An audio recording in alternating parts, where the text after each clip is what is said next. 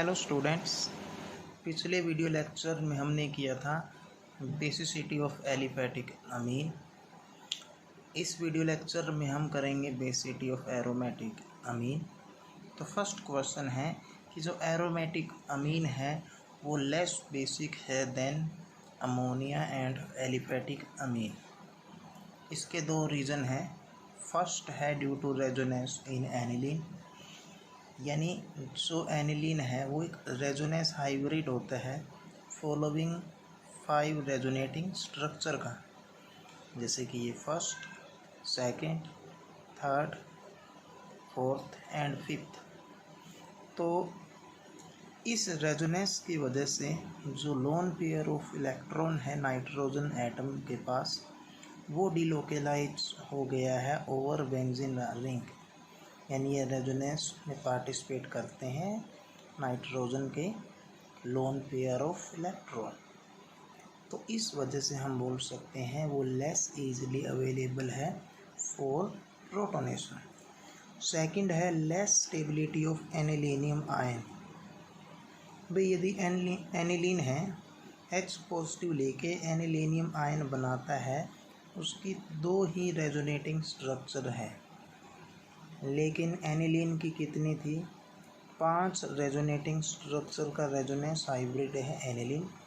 वो anilinium ion क्या है? वो रेजोनेंस हाइब्रिड है केवल 2 स्ट्रक्चर का। यानी कि हम बोल सकते हैं कि एनिलीन क्या है? वो मोर रेजोनेंस स्टेबलाइज है देन एनिलीनियम आयन। इसलिए एनिलीन के पास लिटिल टेंडेंसी है, यानी कम टेंडेंसी है कि वो प्रोटॉन के साथ कंबाइन होके एनिलीनियम आयन बनाए। और हम बोल सकते हैं ऑन द अदर हैंड इसके अलावा अमोनिया एंड एलिफैटिक अमीन में जो डीलोकेलाइजेशन है लोन पेयर ऑफ इलेक्ट्रॉन और नाइट्रोजन एटम रेजोनेंस के द्वारा पॉसिबल नहीं है, यानी वहाँ पे रेजोनेंस ही पॉसिबल नहीं है। तो जो नाइट्रोजन एटम के जो लोन पेयर ऑफ इलेक्ट्रॉन है वो किसके पास रहेंगे? नाइट्रोजन के पास रहेंगे। इसके अलावा जो इलेक्ट्रॉन डेंसिटी है नाइट्रोजन एटम की वो बढ़ जाती है by electron donating inductive effect of alkyl group in aliphatic amine. Aliphatic amine में क्या होता है? एल्काइल ग्रुप होता है। एल्काइल ग्रुप का कौन सा इफेक्ट होता है? Electron donating inductive effect. उस वजह से नाइट्रोजन एटम की इलेक्ट्रॉन डेंसिटी बढ़ जाती है। नाइट्रोजन के इलेक्ट्रॉन नाइट्रोजन के पास रहते हैं, साथ में उसकी इलेक्ट्रॉन डेंसिटी बढ़ जाती है एलिफैटिक अमीन में।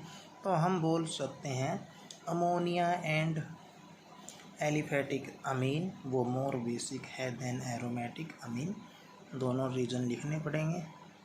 पहला है रेजोनेंस इन एनिलीन, जिसमें क्या होगा? नाइट्रोजन के इलेक्ट्रॉन नाइट्रोजन के पास नहीं रहेंगे, वो डिलोकेलाइज होंगे ओवर बेंजीन रिंग। सेकंड है less stability of anilinium ion. जो एनिलीनियम आयन बनेगा वो कम स्टेबल है as compare to aniline. Next है effect of substituent on basicity of aromatic amine. जो एरोमेटिक अमीन है उसकी बेसिसिटी पे इफ़ेक्ट देखते हैं हम सब्स्टिट्यूएंट का। पहला है effect of substituent on nitrogen atom में जो नाइट्रोजन एटम है उसके ऊपर यदि हम कोई सब्स्टिट्यूएंट लगाते हैं उसकी हाइड्रोजन को हटा के, तो क्या इफ़ेक्ट होता है बेसिसिटी पे?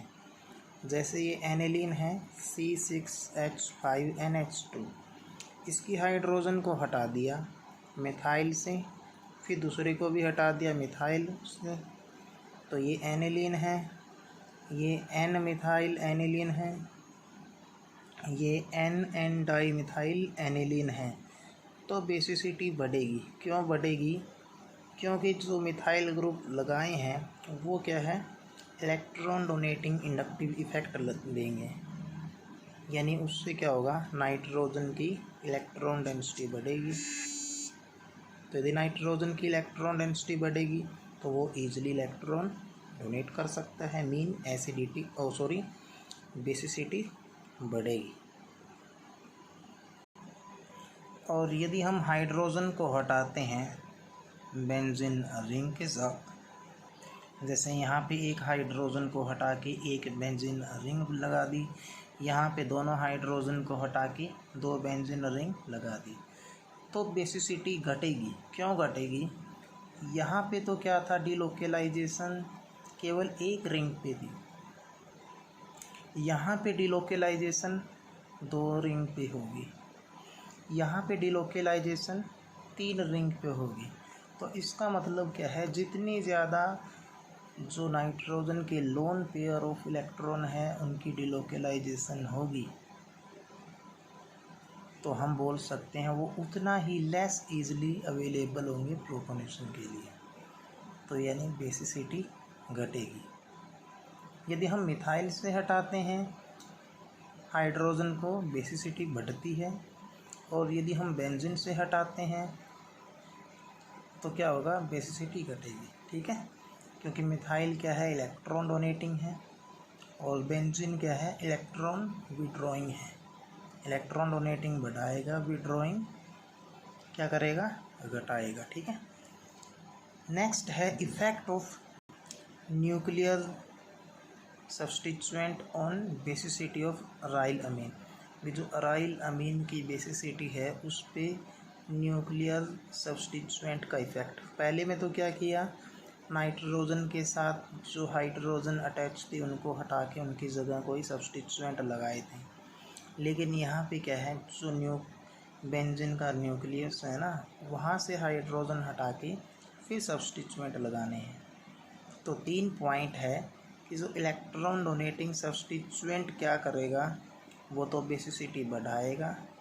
इलेक्ट्रॉन विड्रॉइंग सब्स्टिट्यूएंट क्या करेगा, बेसिसिटी को घटाएगा ऑफ एनिलीन या अराइल अमीन।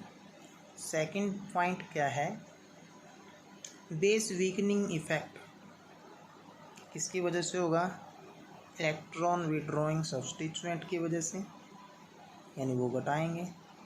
बेस स्ट्रेंथनिंग इफेक्ट किसकी वजह से होगा, इलेक्ट्रॉन डोनेटिंग सब्स्टिट्यूएंट की वजह से, यानी वो बढ़ाएंगे।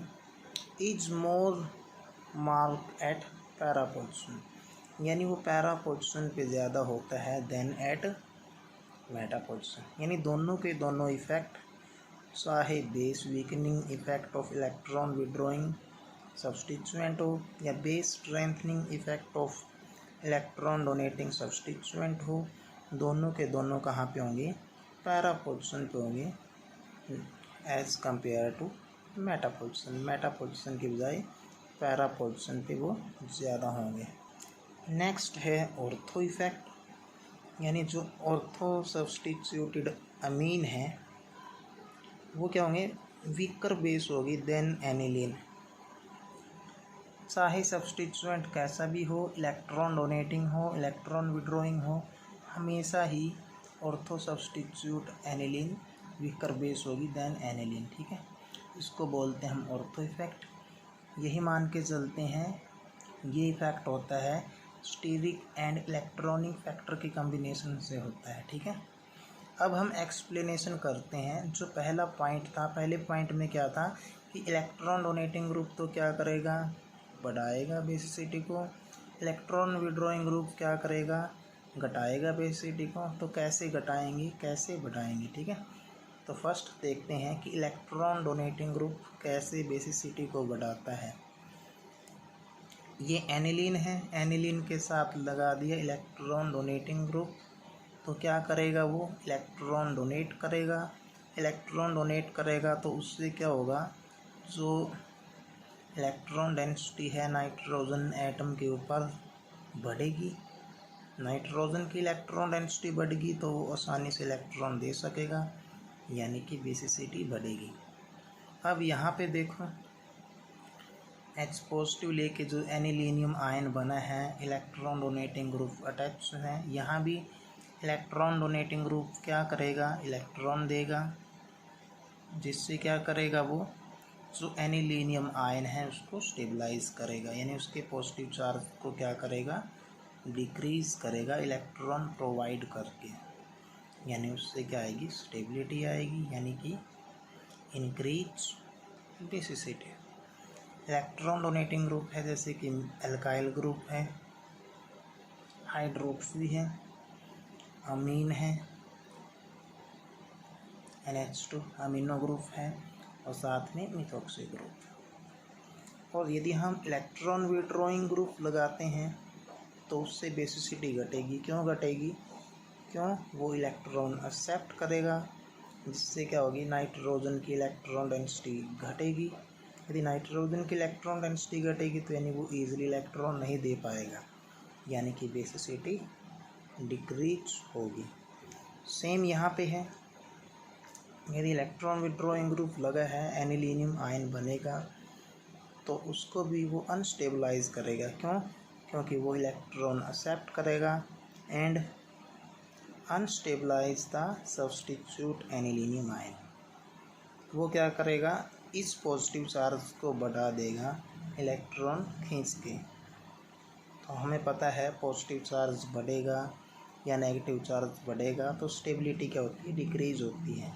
तो इसका मतलब यहाँ पे स्टेबिलिटी डिक्रीज होगी, यानी अनस्टेबलाइज करेगा। तो यहाँ से क्या होगा, बेसिसिटी डिक्रीज होगी। इलेक्ट्रॉन विड्रॉइंग ग्रुप कौन से हैं? जैसे कि NO2 है, साइनाइड भी है, C डबल बॉन्ड OX है, X यहाँ पे H होगा एल्डिहाइड, R होगा कीटोन, NH2 होगा अमाइड, हेलोजन होगा एसिड हैलाइड, OR होगा एस्टर, OH होगा एसिड। और जैसे कि NR3 पॉजिटिव आयन है, हेलोजन है। ये सब क्या है, इलेक्ट्रॉन विड्रॉइंग ग्रुप है।